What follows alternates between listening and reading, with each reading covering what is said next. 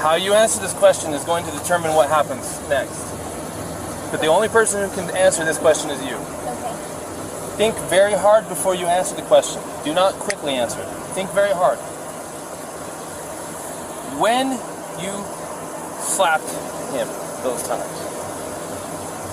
were you attempting to cause him physical pain or physical impairment? Was that what you were attempting to do to him? No. What were you attempting to do? What was the reason behind the slapping and stuff? What was it you were attempting to accomplish by slapping? I was trying to get him to stop telling me to come back. Well, it doesn't sound to me like she attempted to injure him. It's your call. This is 100% your call. I support you either way.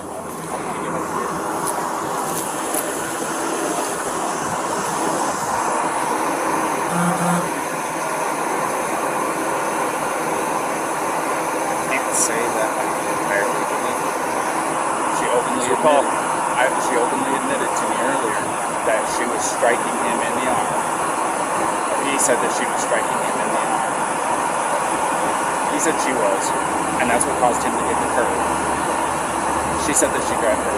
I might have these two mixed up, probably. No, she said that too, that she started distracting him by hitting him, and that he probably looked at her, and that's why the mark is on the window side. And she said it's her fault that he swerved because she was distracting him by hitting him.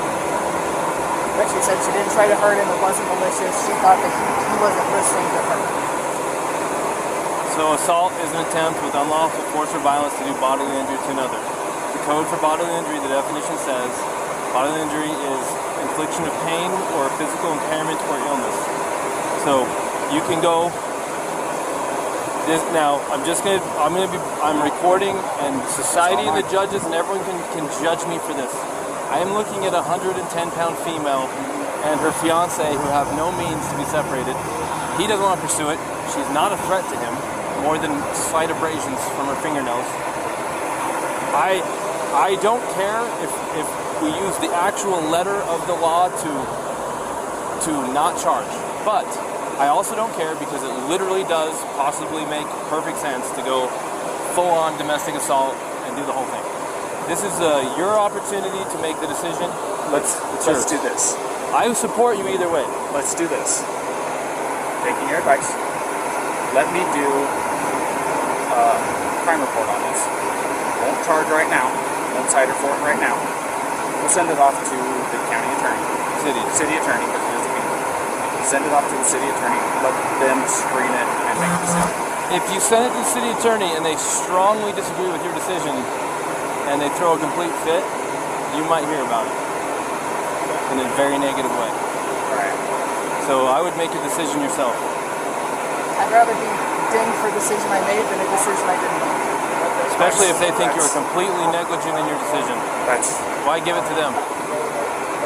The only reason to give it to them is if you're not sure if you have enough for something and you want them to decide if they have enough. So I support you. I'm not joking. If we need to go all the way to jail or whatever we need to do, all the way down to... Your ears out. Go ahead.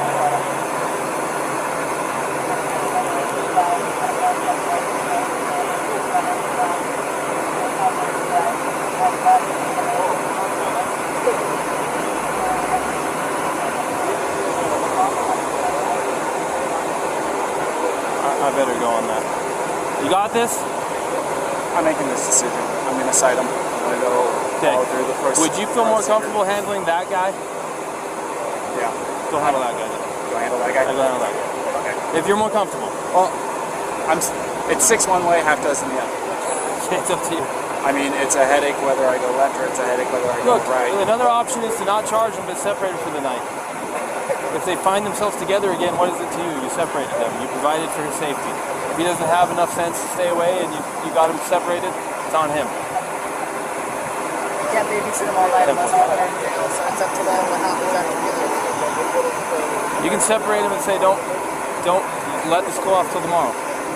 If they don't let it go off and we hear about it, we'll hear about it. They're camping in the park tonight, we'll let you know. And if there's some fighting going on, you already was Mr. Nice Guy. You already gave him a chance. What you can't do by law is separate someone and say, if we hear from you again, we're going to arrest one of you. Because then if one of them really needs help, they may not call police and get help. The law says you cannot, literally, you may not say, if we get more problems with you guys tonight, one of you is going to jail. You can't threaten like that if it's true, because it will stop someone from wanting to call the police to get help. Does that make sense? Right. So go full or nothing or in between and separate them and kind of give them the nod, the wink, like, hey, just stay separated. It's up to you. I'm going to go handle that. You got very capable help with you here, and I trust you. All right.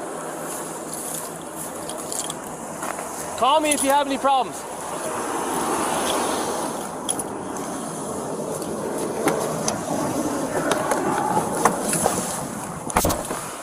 SOTT, I'll separate. I'll be en route to that intoxicated now.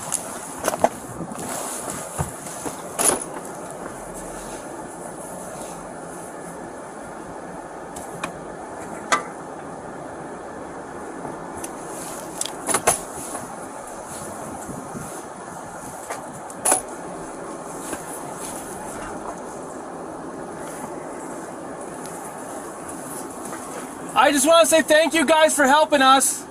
Appreciate you. You too.